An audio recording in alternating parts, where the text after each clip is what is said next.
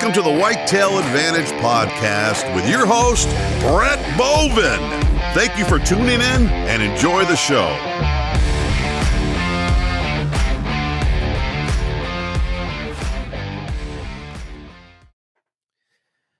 It's episode 55.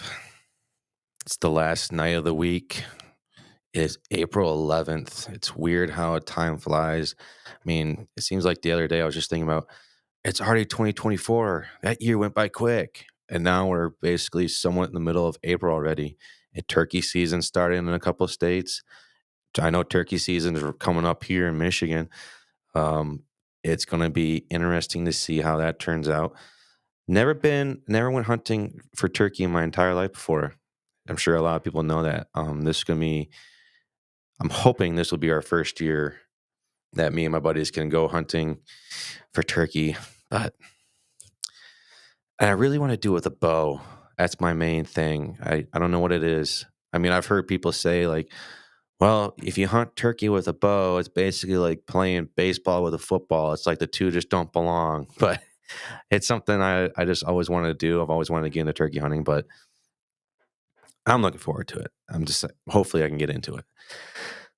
But enough of me. This is episode 55. Like I said, it's the last night of the show. Sean's going to be popping in here soon. We do have some stuff we're going to be talking about tonight. We have a great guest. I just want to say thank you all for tuning in for tonight's show. Enough about me and my life. Let's just introduce. I'm going to be doing two jobs again. So everyone, please welcome Michael. Hey, how's it going? Good. How you doing? Oh, just loving this rainy, cold weather in the middle of April. I love the clapping sound bite. Oh, really? Yeah.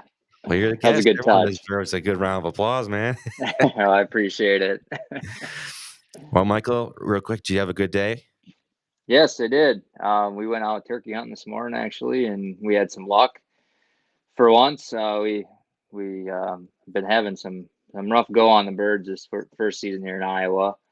I shouldn't say we've been having rough luck. We tagged out. We've shot 3 birds this week, but they just haven't been committing like we want them to. So we've been having to put in a little bit extra work, but it finally worked out this morning. We had a bird just come read the script perfect, come strutting in right up to the decoys, and Ross, our full-time employee here, he dropped the hammer on him. Got it, and it was actually his first Iowa bird as a resident here too. So it's pretty cool moment for him. Oh, that's awesome, man. So, I know we kind of talked about it, but when's your turkey season start there and when's it end? So it started this week, Monday. First season ran till today. Second season starts tomorrow. And don't quote me on it. I can't remember the exact dates. I want to say it's like 7 days-ish. Then we have a third and a fourth week, but the last day of the season, I want to say is right around 13th, 14th, 15th, somewhere in that frame of May. Yeah. Yeah. I don't know the exact dates offhand, but that's kind of ballpark. Well, Michael, for everyone that's listening, they don't know who you are, can you give a quick little bio a little introduction about yourself? Yeah. My name's Mike Mancl. I am co-owner of Black Stamp Media and the Breaking Point TV. We produce the Breaking Point TV, and we've been doing that for this is going on our 12th season of producing the Breaking Point. We also have another spin-off show of that, Breaking Spring, which is our turkey series. We've been doing that this will be our 11th season of putting that content out. We produce probably 90% of our stuff digitally. So you can find us, like I said, on any really of the main digital networks, YouTube, Vimeo, Roku, and then we also air on Waypoint, Wild TV,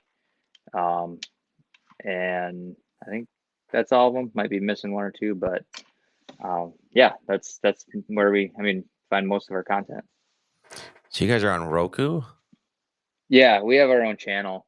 that we created a few years ago. We put stuff on all of our content is on there also. Oh, nice. Yeah, we finally switched from Dish to streaming platform now, only because I live out here in the boondocks of middle of nowhere, and we finally were able to get fiber optics internet. I mean, you have no idea how bad I was waiting for it. And when I first moved out here, we had to go off satellite internet. And if you've ever had it, it's, in my opinion, it just moves so slow. And now Yeah. we finally got fiber optics, and now we can stream stuff online, and it's so fun. Welcome to the new age. Yeah, I know. I feel like I finally ah. That's good. So how did Black Stamp Media kind of come about? So it's kind of an interesting story.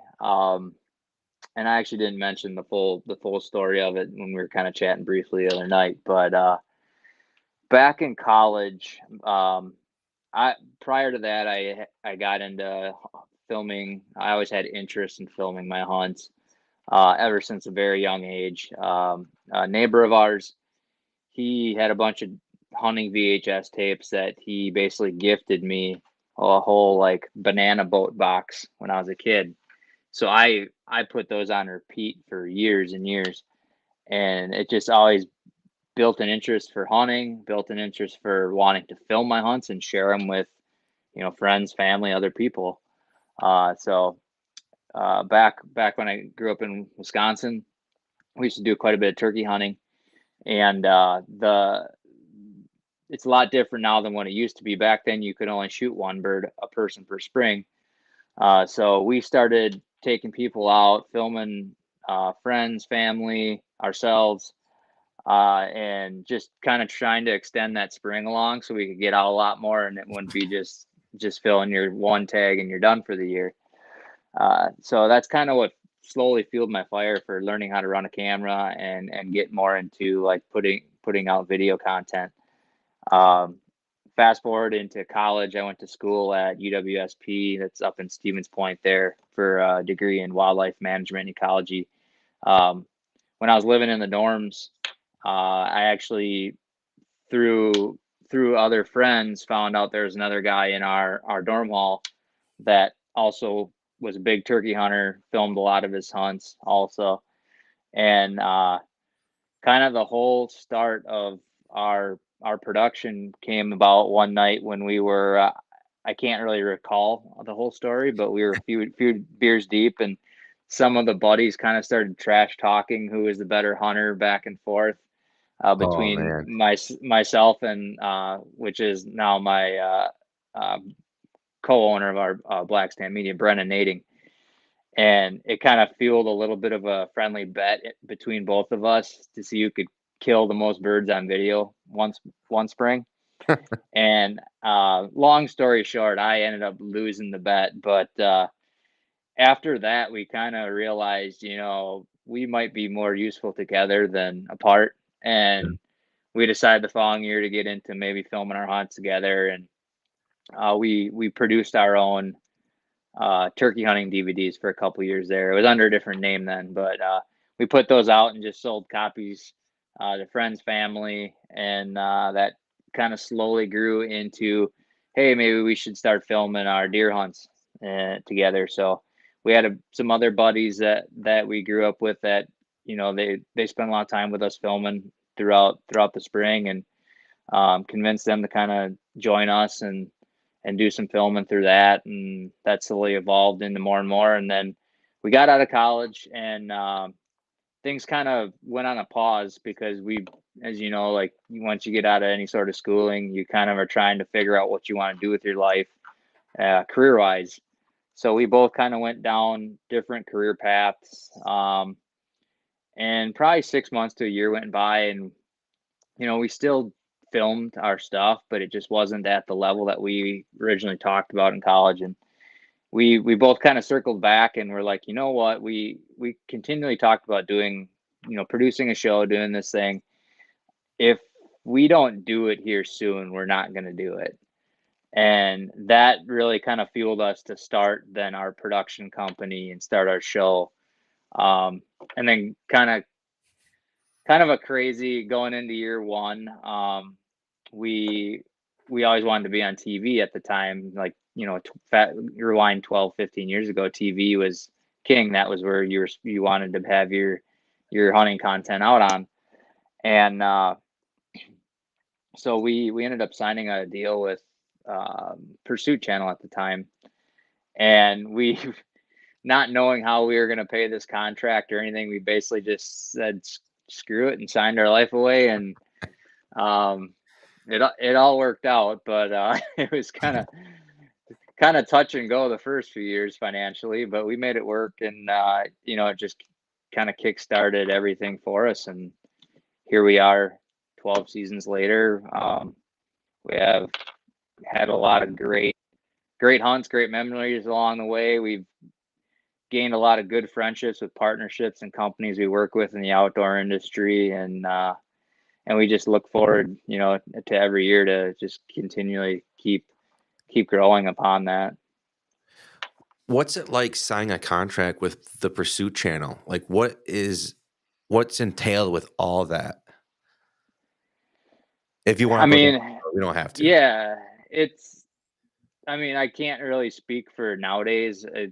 I got still a fairly good idea. It's probably something similar, but you essentially just were purchasing airtime, and then within purchasing that airtime, for depending on what day of the week, what time of the week, it could really vary in price. It could vary from a few $1,000s up to, depending on the network, over 50 plus thousand, 60, 70 plus $1,000 for a quarter or whatever, you're paying for. But you would get commercial time with that. And then that's how you, kind of the old school method was, that's how you made your money, as you sold those commercial times for partners you worked with. And that's what footed the bill for the airtime, essentially. What time slot were you guys at when you first started?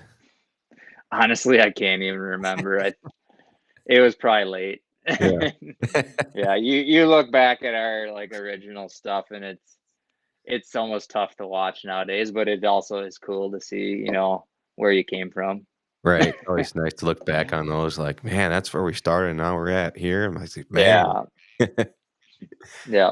But we had to cut our teeth somewhere. I'm sure you do this long, if you're gonna look back and laugh at, the things you did too. It's just part of getting into anything. I listened to our first episode, and I was like, man, that's what I sounded like. Man, I could feel if I tried listening from an outsider's perspective, I was like, you can just feel that guy Brett is nervous as shit, and he's like, he doesn't know what to say, and I was just like, man. But it's just like reps. It just, the more you get into it, the better you more comfortably feel with it. Yeah, absolutely. I did have a quick question though. How did the name Breaking Point, and how did the name Black Stamp Media, how did you guys come up with those names? I've always kind of curious of like. Yeah. So I believe Black Stamp Media came from, I wanted Black Stamp Media to resemble like a premier label when you think of like high quality, like a product or something you're putting out. And all I could think about was like Johnny Walker has like black label, blue label, red label. And so that's kind of how it was, like Black Stamp Media. Like that's kind of how it came. But breaking point was kind of, I would say that was more of like we got to that breaking point in our lives where we were, like I told you, we were to the point where, if we want this to become more than just a dream, we have to take the plunge and go all in on it. So that's kind of where that name came from. What type of, I'm just trying to see how I want to phrase the question, was What type of questions did you guys ask yourself in the sense of what did you ever well, let me ask, did you ever ask yourself what happens if this fails? Did that thought ever come to your mind, or you guys were just like, nope, we're gonna make this happen and we're gonna make it work? Yeah, I didn't really have.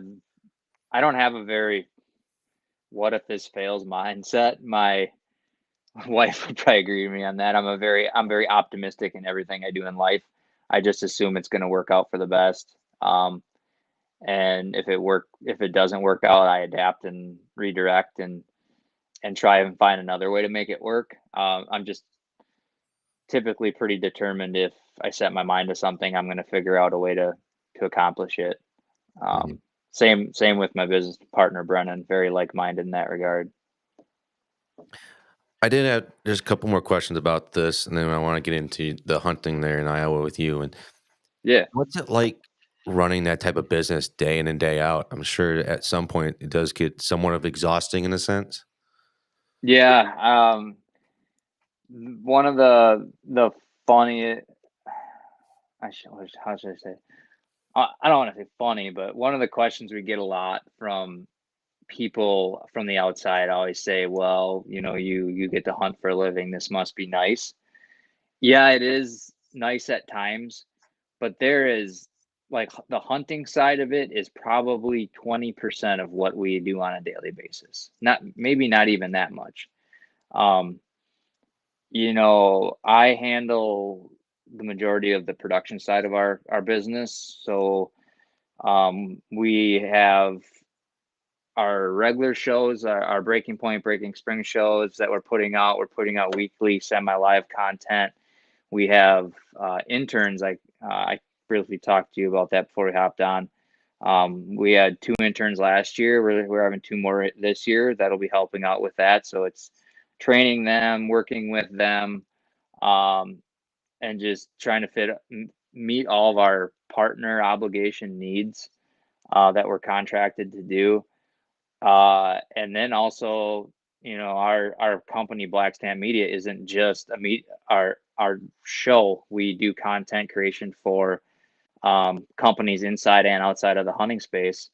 So that is most of our day to day. The hunting side is the very, very little part of it, but every, it just gets shown a lot more. So people think that's all you do. Right. Yeah, But I could see how people want to see that little snippet of things and yeah, like, oh, that's all you do. It must be lucky, and you have all these other people that yeah, do all the hard work for you. yeah. I mean, don't get me wrong. I love being self-employed. I love being my own boss. But yeah, I mean, the hunting, everything I do is great, but you obviously, like with any job, you have good days, you have bad days. Hmm. But I wouldn't trade it for anything.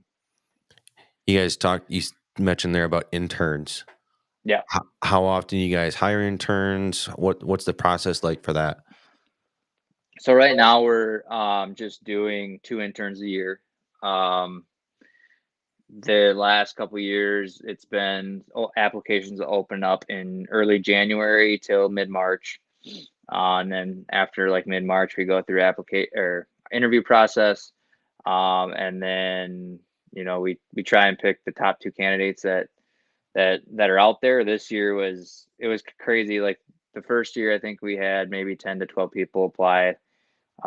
We had over 20 plus people apply this year, and honestly, so many good candidates. It was tough to narrow down to 2. Um, but we yeah, we got 2 guys picked out. I think they're going to be great. Looking forward to having them here.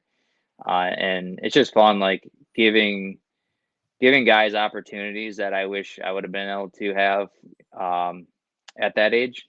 Just being able to learn the ropes of the industry from the filming, editing, and even just the general workflow business side of things at such an accelerated pace compared to the amount of time it took us to grasp it. Right. Because basically everything that myself and Brennan have done with our company was just trial by fire. We didn't go to school for anything that we do. So Sounds like a lot of people are kind of doing that now, or at least they went to school for one thing and now they're doing something completely different. Yeah. Yeah. I mean, heck, I had my degree in criminal justice. I'm still somewhat in criminal justice, working in the courts, but I'm not using my degree basically at all right now. Yeah. When's That's probably my last question with it. When you hire an intern, what's an intern going to be doing with you guys for that year? Yeah. So our interns, I would say, the day-to-day type of stuff with them is editing content that we are obligated to do for our partners, and then any sort of video related content that we need for them. They're learning how to run cameras, learning how to edit, and post upload content, and then just in the field, use of the cameras, filming their own hunts, storytelling, um, maybe even a little bit of like the social media side of things. Just based on their interests, we can kind of tailor the internship to what they would like to do with it, and then hopefully off of that, if it's a career they want to pursue, we can hopefully point them in the right direction, to take that to the next step. What words are hard apparently today. What's it? Trying to figure out how I want to question this. How busy is it managing all those type of platforms? I mean, you got the producing the TV side of it. I mean, you also got to make sure you put out the content and then the social media. Do you have people that are like into like departments basically, or is it kind of like you and your buddy mainly taking over a lot of those things? I mean, as far as like how our business, like how we structure that, we basically like kind of like I said, we have the production side, which that's mainly what I manage. My business partner Brennan, he does a lot of the stuff with like social media management, with our stuff and clients we work with, along with like doing a lot of like partner and contract negotiation side of things. And then kind of down the middle, any sort of the other business stuff is split up, but like that's kind of like the negotiation, that area is more his, and like production oversight's more of my realm. Gotcha. Let's get into the hunting there in Iowa. Yeah. What's your style? Are you public land, private land? What's your go-to? I'm whatever gets me in the best position to kill mature deer. I'm not opposed to hunting public. I'm not opposed to hunting private. I'm open to either of them. I just whatever one's going to give me the best opportunity. Now, like with that being said, growing up back in Wisconsin, I was fortunate enough, or I am fortunate enough to have a few farms, that I can hunt, private farms that family owns or permission farms. So that's kind of where I did the majority of my hunting. I did dabble in public hunting a little bit. Back home, we have a ton of public land actually around us. So, but like as the quality of deer got better on the private pieces, that's kind of where I stuck to. But since I moved down here a few years ago,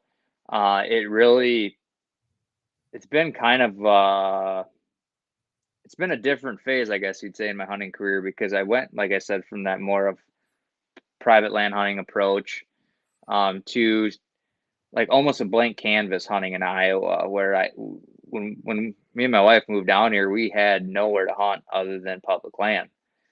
So that's kind of where we cut our teeth.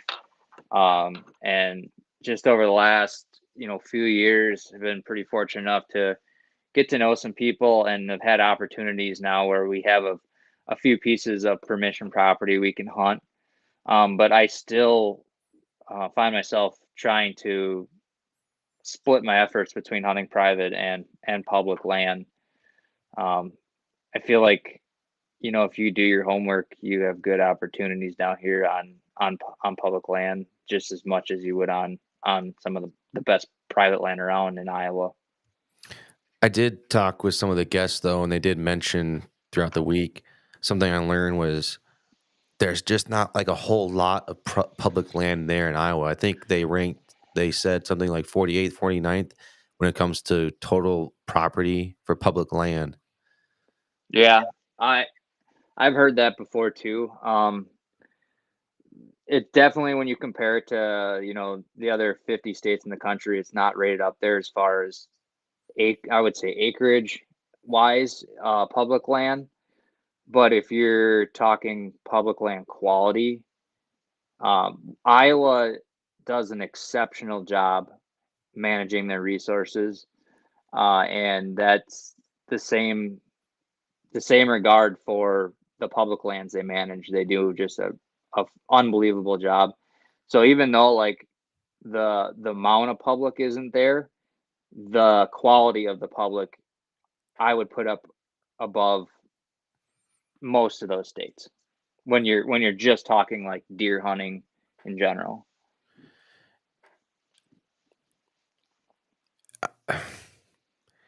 Is with it being kind of not, I don't want to use the word scarce, but if you don't have that much of public land, it almost sounds like if you're just getting into hunting, it's going to be a harder challenge to get into hunting because you don't have a lot of that access to get into hunting. But if you do, it sounds like you got like one little piece, and then anyone that wants to go hunt public, it sounds like a lot of people are going to be going swarming to that.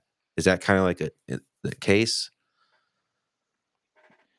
Maybe I need to rephrase that question. If you're talking overall, like just public land hunting pressure down here, if that's like kind of what you're asking. Yeah, in a sense. Okay. So living back in Wisconsin, we saw a fair amount of public hunting pressure. Moving down here, I talked to a lot of the local people, and they would tell you, stuff gets pounded and this and that. They don't know what public hunting pressure is if they haven't hunted out of Iowa. Yes, man. there is public hunting pressure here, but just for an example, like living back in Wisconsin, when I would hunt public, you could just about guarantee every weekend on public pieces there was a vehicle parked on just about every single spot. You can get away from people here. There's pressure, but you can definitely get away from people if you're willing to put in the homework or do the things necessary to just figure out ways to get creative. Are the hunting, I don't want to say the hunting numbers down, but are a lot of people hunting in the archery season? Because I found out that your archery season runs basically 2 months. Mm-hmm. Are a lot of people kind of in the archery world, or are they kind of still mainly sticking to like the gun season? You see like a big influx of hunting pressure that end October, just about like how you see anywhere in the country, end of October through middle of November, the peak rut. That's when you get, a good majority of the out of state hunters on public land around here. And then other than that, I would say like your shotgun seasons, that's where you see your max pressure. It tapers off, I would say, after that, and like early October, you don't see quite the pressure that you see at certain times of the year. What's it like comparing Wisconsin to Iowa there? I mean, don't get me wrong, Wisconsin, they grow some pretty big bucks there too, but now you got kind of history in both states. Do you like one more than the other? How are your feelings towards them all? Want to compare the two? It's not even, you can't even compare them. No, really? No. Oh, man, surprise. I'm not going to lie. I'm a little shocked by that. I mean, don't get me wrong. Iowa, the nickname land of the Giants, don't get me wrong, but I know Wisconsin, I've read reports that they're like number 3 when it comes to producing quality mature bucks. Yeah, I feel like that's a pretty blown out statistic because if you look at the hunters per square mile, I don't know what the exact numbers are, but I know it's significantly higher than say like a Iowa or a Kansas or Oklahoma. Like there's bigger Boone and Crockett deer in a lot of those states compared to some of the top producing states, but they only are the top producing states because they have the most hunters. That's a good point. Yeah. I mean, I know, I don't know if you want to say the title, but Pennsylvania, I know recently took the title away from Michigan as the most hunters per square mile. Mm-hmm. They have that now, but yeah, that's a good point though. I have to agree with you on that. Yeah, I mean, there's definitely big deer in Wisconsin. I mean, I, like our farm where I hunted growing up, I would say the last 12 years or so, 13 years, I've had bucks that were 4+ worth chasing. But, I mean, as far as like, if you're hunting Boone and Crockett deer, I mean, I think I've only had one deer on camera in Wisconsin my entire life that was over 170 inches. I had, I think, 5 on camera last year just in Iowa. Wow. What's your style there in Iowa? I mean, if you're gonna be hunting private land, what are you doing out there that's making you successful? I think, on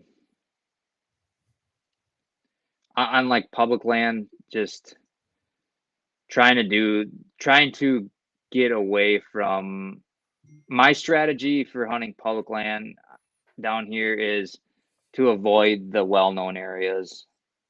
That's one of the big ones.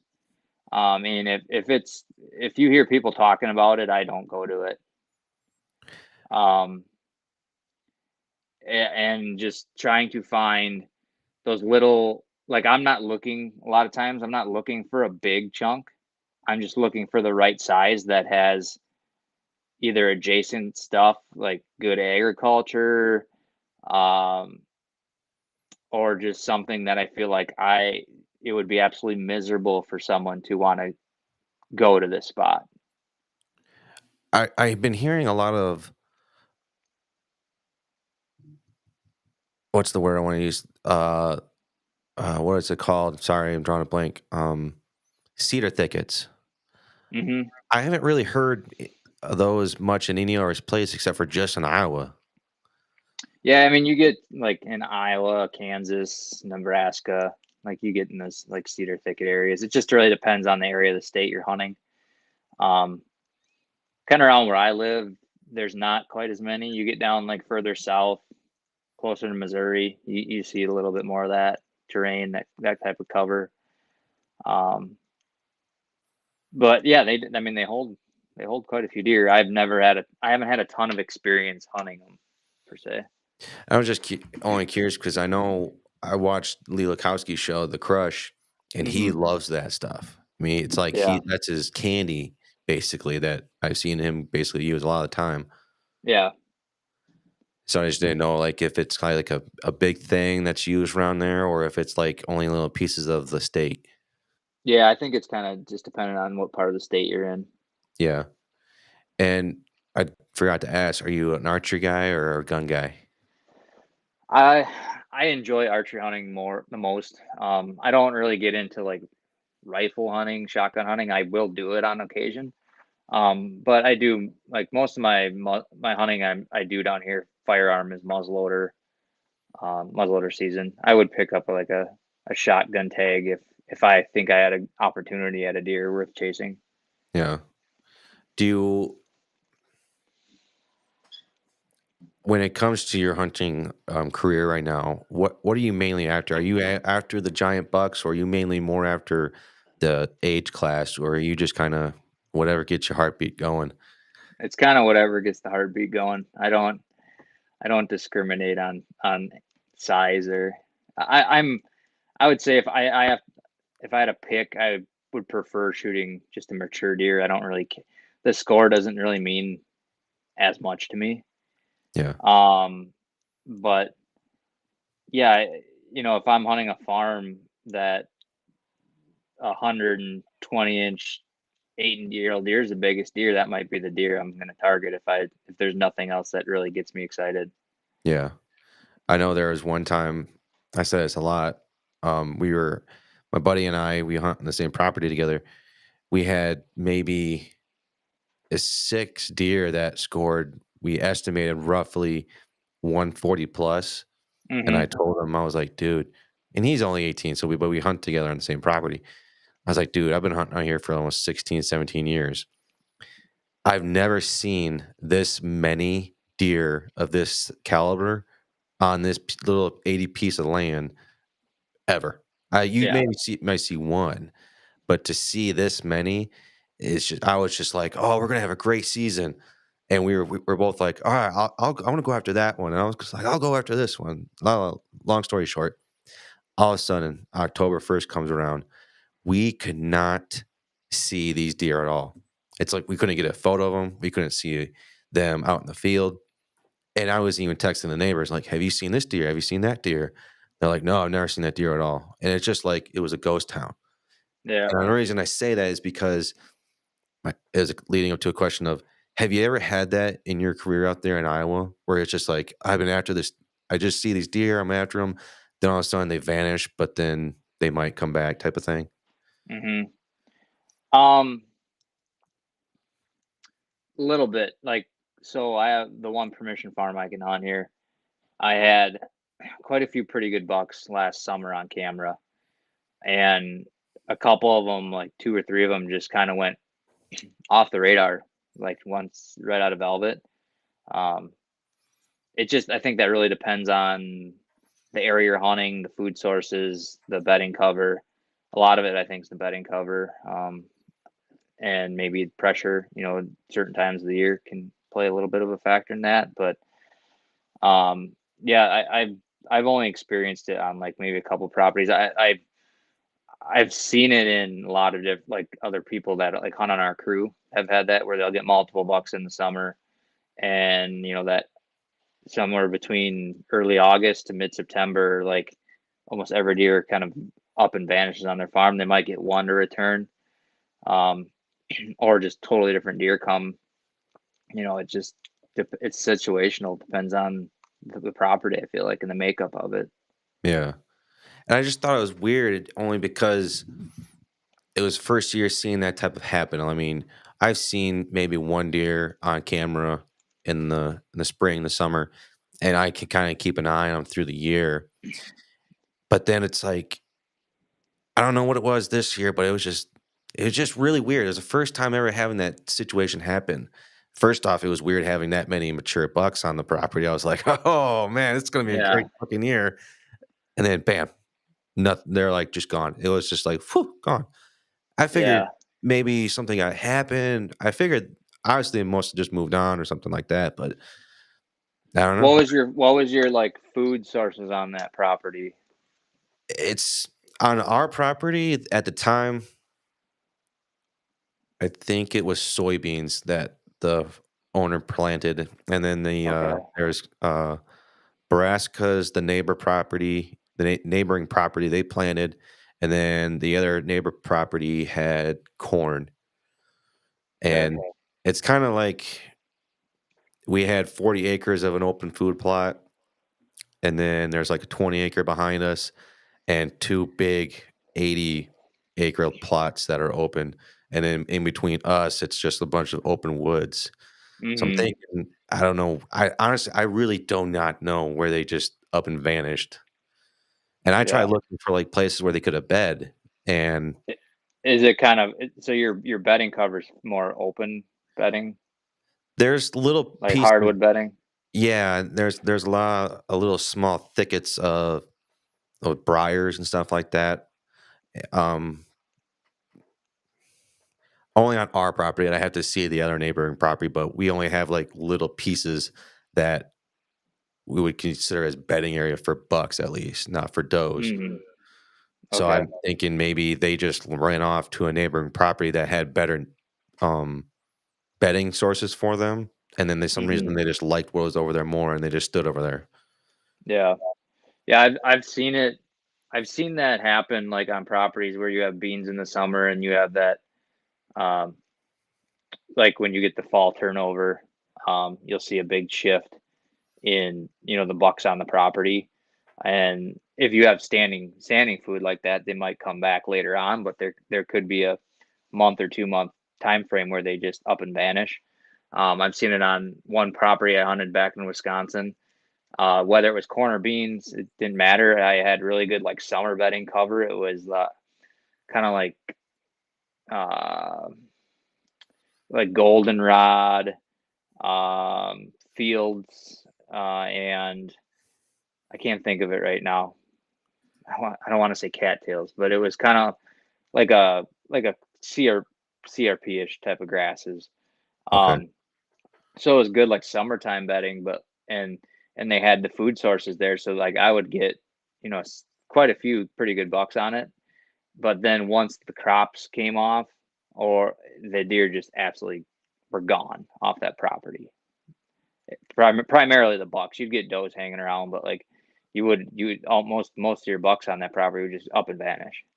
Huh. Well, I guess the moral of the story is, I guess it's happening in other places too, and not just me. Yeah, That's why I was like, huh, maybe it's yeah, just me. I'm losing my mind. yeah. Now, if you look at like some of the better farms that I've had, like in particular our family property back home, um, it was 2017 we did a timber harvest, but like prior to that, I would maybe get one picture of a mature buck all summer long, and then once fall came, like that deer just lived on that farm. Like he Huh. would move in, like mid late October, and he would just camp there for that October, November, early November, that couple week span, and then he'd be gone. We timber harvested it then, and the year after that was like the first year we actually had fairly consistent bucks summering on our property. There was so much, that was a lot of popple we had there, so it was like tons of popple regeneration. It really opened up the canopy and created a lot of like uh, a lot of good, I feel like good like cool airflow through it. Hmm. I think that's why they wanted to stay there, because like in the past when we had a lot of mature timber in there, the mosquitoes were just god awful. Like you could tell why a deer didn't want to spend the summer in there, because you couldn't hardly walk out of the truck without getting ate alive. And now once we harvested the timber, um, the it's crazy to see the difference, and you're just not getting pestered by deer flies and bugs like that as much. So um, that's kind of why I said it's very situational, depending on the area you are, what those deer will do on an annual basis. I know when I'm out there hunting, those mosquitoes suck, and I think there's a lot of places in where I hunt that a lot of those type of bugs can be pestering the deer. So I can see. I think maybe I kind of have an idea of on our property of what could be causing that, and Yeah. only in that situation of pestering. But yeah, that's a good point. I never really even thought of that. I'm sorry. I kind of little think about that for a second, kind of picturing on my own. Gears turning. Yeah, my gears are turning in my own head, and I'm like, oh man. Yeah, I Huh. mean, if you go in the woods and you don't want to be in there, why would a deer want to be in there? That's a good point. Yeah. So Huh. You got me on that one. I'm not gonna lie. That's a good point. Yeah. yeah, I did have a quick question that I want to ask though. yeah. Um, Natural deer or raised deer? I know there's kind of this topic kind of going around of how people feel about them. Just kind of wanted to get your opinion on it. You talking like high fence deer? High fence deer or just places that are free range, but they basically feed their deer in a sense, raised deer in a sense there too. Oh, I got you. Kind of like you'd call it what you'd call nowadays like deer farming, Yes. essentially. Yeah. Yeah. I don't really have a personal preference. I like hunting deer either way, natural or raised. So Yeah, I was just curious because I know there's a lot of things going around, and I have my yeah, opinions about it, and yeah. I'm going to hold off on those opinions for right now. But I think my favorite thing is I guess you want to say natural deer. I don't see a problem with fenced in areas because I can see how it's. I'm not like I'm not into like the high fence stuff, but I'm talking like if you're talking more like um these large scale deer management private properties, like compare that to natural or raised. Like I feel like that's getting to the point where it's almost like you're raising deer. That Yeah, that's kind of looking like I'm not big into like the high fence stuff, obviously, but either one I don't have a preference. If I had the money, I'd probably try and do the same thing too. I'd probably try and have 1,000 acres and 100 acres of food plots that I could leave every year. I don't have the money to do that, but right. um, yeah. Oh man, I did have a question now on top of that, but now I'm drawing a blank. Uh, what is your favorite thing about hunting the most? Like what gets you up in the morning? Like, man, this is what I love about hunting, and like it's never gonna. What is it about hunting that gets you going? Yeah. If you're talking morning hunting, Oh man, I can't. like perfect example this morning, like we had a turkey hunt like you dream of, like right off the roost, bird just comes hammering in, nice calm morning, birds were chirping, like sun's coming up on your face, like it was just the absolute textbook turkey hunt. Bird comes through the woods up to 10 yards on decoys, like that's like seeing the sunrise coming up in the morning and the woods come alive. Like it can be tough getting up some of those mornings when you're doing it several days in a row, but man, it's worth it when you get to see that. But I would just say, my other favorite things about hunting is just being able to create memories with friends, family. It's honestly to the point now, like where if I go hunting in a stand without somebody that's filming me, or if I'm just in the woods without somebody, like it just feels weird to me, like I'm doing something wrong, or like you're not sharing it with anyone, so Yeah, it just almost feels wrong in a sense, like when I don't have a buddy up in the tree and I can converse with, and like you get to have some pretty funny conversations on things when it's you and a friend up in the tree. So like those kind of memories is what makes hunting fun to me. yeah, man. Hunting to me, ever since I grew up as a kid, I remember when I first realized what hunting was. My dad explained it to me, and I'd sit there, basically stand there at sliding glass door, waiting for my dad to come in. And I was just like, my nose is pressed up against the sliding glass Yeah, door, and just like, "Mommy, when's Daddy coming in?" She's like, "He's not coming in until dark time." So I'm just still there against the wall, the window, just like, yeah, "Come on, Daddy." And then as soon as he gets home, I ask him, like, "Did you get anything? Did you get anything? Did you see anything?" He goes, "No." I was like, "Oh, okay."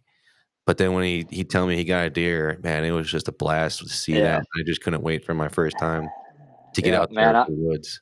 I was the exact same way. Like I just remember my dad wasn't, I wouldn't say like a huge hunter. He hunted on like the weekends, a little bit of bow hunting, but like gun hunting, he did the gun hunting tradition in Wisconsin every year. But like I just always remember every time he was hunting, like you said, sitting at the window just waiting for him to come home, because like I had to know right away what he saw, if he shot something. Like being a part of those track jobs, those are always fun. And if they did ever get anything, like getting to have the little bit like a tailgate party and taking photos and like that kind of stuff, like that was growing up. That's kind of what fueled it for me too.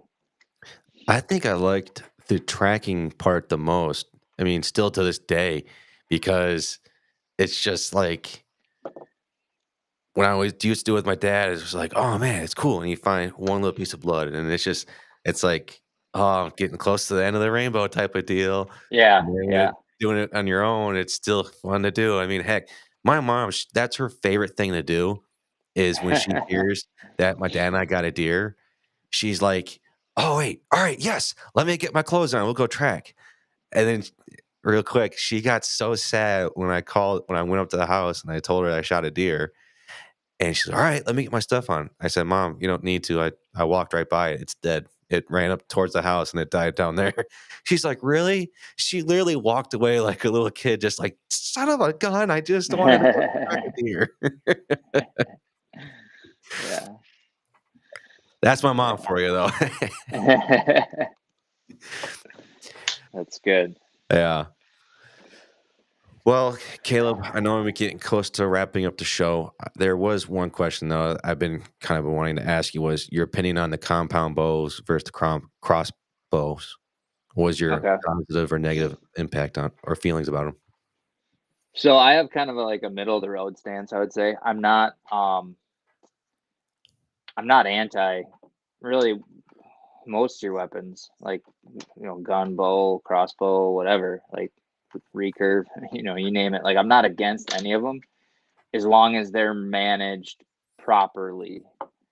And I feel like that is the problem we have nowadays in almost all lists is that we have a weapon that is superior to another weapon and it's being utilized in the same season structure.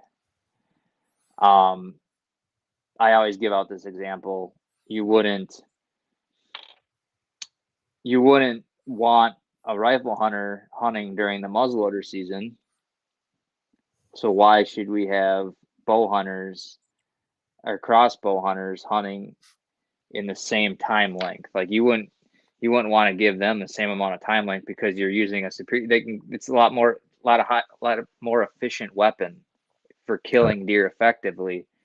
So I think states just need to do a better job at realizing that and making smart management decisions based on that for the future. Otherwise, we're really not doing a good service to the resources that we have then. That's basically my big 2 cents on it is I'm not against the whole crossbow thing, but it needs to be managed in a way where we can still have proper age class, proper deer numbers, and still give those opportunities for people that want to hunt with them, whether it's kids or older people or anyone my age. I know I give my buddy Jason, he's kind of on the team. I give him a lot of crap for shooting a crossbow, mainly because he's perfectly able to draw back a compound bow. Yep. And that's my feeling of it is if you can physically do that, then you shouldn't need to be using a crossbow. If you have a physical ailment to where you can't physically draw back a bow, then okay, then I can see how that can do it. For instance, my dad, he hurt his shoulder a couple years ago. He can't draw back a bow. I mean, if he was to do it, it'd have to maybe like 5 pounds. But yeah, he just physically can't do it anymore. And I think if you said, it needs to be managed in a better, more efficient way. Yeah, I just feel like giving, like say a state like Wisconsin, for example, is mid-September to, I mean, now some of the areas in the state are going till the end of January. Can you like the amount of deer that one person could shoot with a crossbow is absolutely insane, in that amount of time frame, compared to a compound. So I just feel like we need to do something that makes it shorter, whether it's and it's a separate season. Like they're two different weapons. They just need to be ran in 2 different seasons for most states. Correct. And I think that would end a lot of the debate, and it would really help because I've seen a regression in age numbers and buck quality in states that I've hunted that it is legal. So you can't deny it. I mean, and if you look at the harvest numbers for a lot of them states and the increase in deer harvest and the percentage of them from that weapon, it doesn't take a rocket science to figure out that it needs to be managed differently. Correct. I mean, heck, I think people that want to say, well, it's an archery thing. No, just because I have an arrow, I just, yeah. Yeah. I honestly feel like the season structures nowadays for how efficient compounds are should be almost reconsidered. Oh, yeah. For a lot of states, like I just think it's kind of crazy for how much further and how more effective you can harvest a deer with a compound bow compared to 20, 25, 30 years ago. There's it's just a whole different ball game now. So I think as the technology in the industry evolves, we need to reconsider our management practices. And I like how, though, Iowa, you've taken away the bows out of the rut. I mean, it's already hard. Everything's already against an archer wanting to hunt. Yeah. I mean, you just look at the using a bow itself. There's so much skill that goes into it. Every minor thing can go wrong. Simply drawing back a bow, and then now you gotta incorporate. You gotta get a deer within at a minimum 20 yards. Yeah. You have all these things going against you, and I'm not gonna lie, I had somewhere going with that, and now I lost it. Well, just kind of going off of that too, like the one thing that Iowa does well is they don't have, the October 1st opener. I feel like you save a lot of early season bucks that are on pretty consistent patterns from being killed because of when you start your season. There's quite a few. I see quite a few deer, in states like Wisconsin, North Dakota. Some really big deer killed that first week, 2 weeks of season. Missouri, Minnesota, because they're still in those early season patterns. So, Right.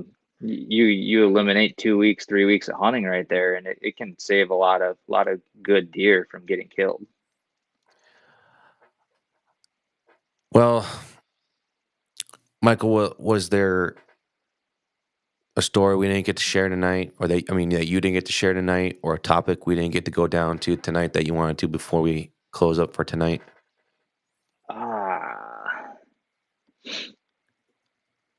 One thing that we didn't touch was, and usually I do this in most like podcasts I've been on. I didn't even really mention it to you the other day when we hopped on briefly, but we hunt a lot of in North Dakota every year.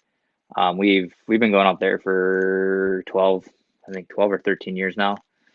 We have our own little hunting shack out there that we got to get on. We were lucky enough to get to know a landowners really well and over the years, and became good friends with them. And they were nice enough to let us build a hunting cabin right on their property and hook right up to their power. So we have a cabin up there it's a pretty cool place to go to every year. Is that like kind of like your personal thing, or is that for like you and your teammates? Kind of like for us and the guys on our crew that we kind of open that up to. So I might have missed how long you guys been doing that now up there in North Dakota? 2012 was the first year, so like 12 years now, 13. That was the year I graduated high school. If we want to make you feel old or make myself feel old. Yeah, that makes me feel old now. Man, I feel old myself, man. I mean, I turned 31 in September. Yeah. But that's Rub cool. it in. You got your own little cool place up there in North Dakota. I mean, I know North Dakota is kind of like I guess you want to say it, an up and coming state in a sense. Yeah, I mean, we've noticed a lot more pressure over the last 10 years, but it's still a very good state. It's just a totally different kind of whitetail hunting compared to anything else we do in the Midwest. So it's really fun to go out there and just hunt deer in a totally different aspect. Man, you can basically take everything that you learned about hunting deer in the Midwest and just throw it out the window because it does not not apply. Really? I mean, I could see how it's like, if I'm thinking it correctly, it's more of a flat state, right? Yeah, I mean there's some contour. I mean, especially you get on the west side over towards like kind of your Badlands ish area, and like I think it's Medora, like Uh, that area. Um, but yeah, that like the eastern side is a little more like marshy, flat, not a lot of trees. So you're hunting them totally different. Not, I mean, we there's some river bottom country around by us. That is a little bit more similar to hunting deer back home, but that's far and few.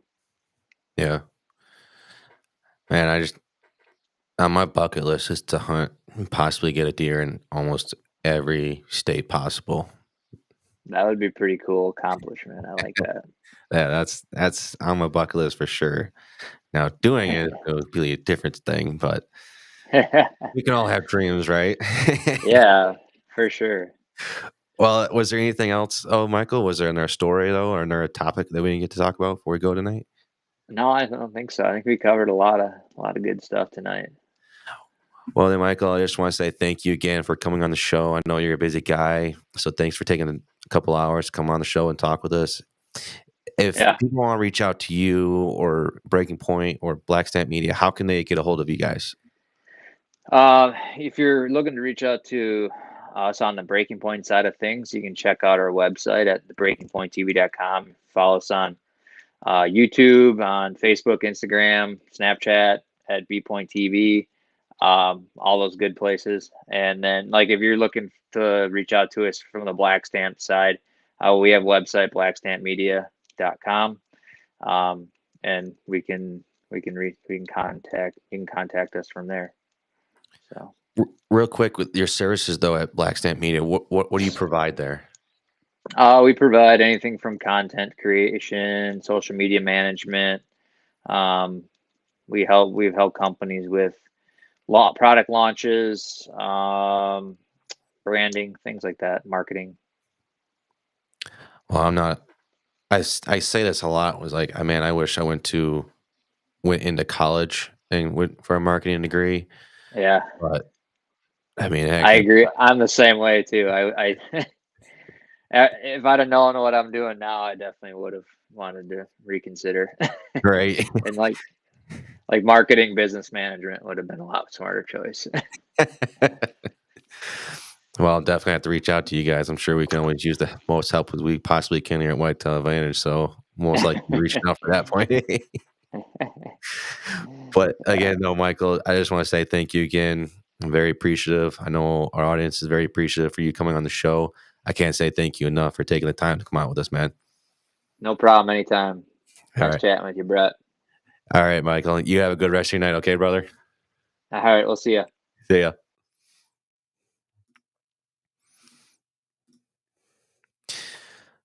Well, that was another fun episode of 55 there. Or, I mean, another episode of Whitetail Advantage. There's some other news, though. There's stuff I want to get into, but I don't know if I want to do it just yet. I mean, Sean, he's here, not here right now, and so don't know if he wants to pop in. Good old tech guy running the show tonight for me behind the scenes. He's doing a lot of work, so I'm very appreciative of that. Love Sean. Love you, Sean. But I just want to say thank you all for tuning in. This would happen to be a fun week learning about Iowa. I know we have another guest from Iowa, I believe, next week in our show. I'd have to double check the schedule, but I'm looking forward to that. But again, I just want to say thank you guys for tuning into the Whitetail Advantage podcast. Make sure to check us out at our website, whitetailadvantage.com. Follow us on our social media platforms, subscribe to our YouTube. Other than that, I'm looking forward to having a fun night or a fun weekend. Tonight, real snippet about myself. Today was my son's 1-year birthday. So it was fun to celebrate with him. We're going to celebrate it this weekend with him. But with that being said, Sean, I think we're ready to close out for the night, my brother. I just want to say thank you for your hard work. Thank you for your service. Thank you all for tuning into the show. And I just can't say thank you all enough for being a part of this with us. We do, like we said, we have some stuff coming up in the works. I'm rambling, but we're gonna leave it at that. And you know what, Sean? Let's just close it out for the night, okay, brother? Thank you for tuning in to another episode of the Whitetail Advantage Podcast. We hope you enjoyed the show, and we will see you next time.